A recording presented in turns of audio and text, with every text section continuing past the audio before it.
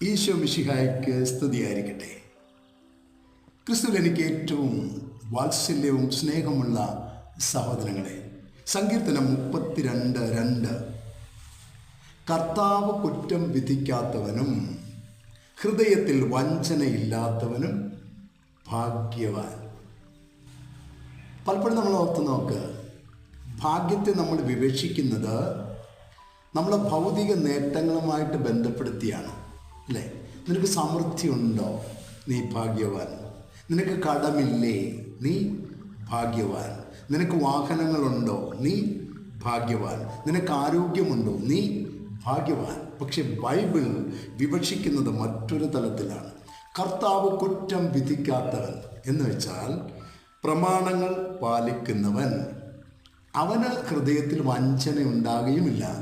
മറ്റൊരു വചനം പറയുന്നത് എന്താണ്? പ്രമാണങ്ങൾ പാലിക്കുക ഭാരമുള്ള കാര്യമല്ല. പ്രിയമുള്ളവരെ, ദൈവസന്നിധിയിൽ എനിക്കും നിനക്കും ഭാഗ്യം കണ്ടെത്താൻ ഒറ്റ മാർഗമുള്ളൂ. കർത്താവിൻ്റെ വചനം പാലിക്കുക, ഹൃദയത്തിൽ നന്മയുണ്ടാകുക. നിന്റെ കുടുംബത്തെയും സർവശക്തനായ ദൈവം നിത്യം പിതാവും പുത്രനും പരിശുദ്ധാത്മാവും അനുഗ്രഹിക്കട്ടെ. ആമേൻ.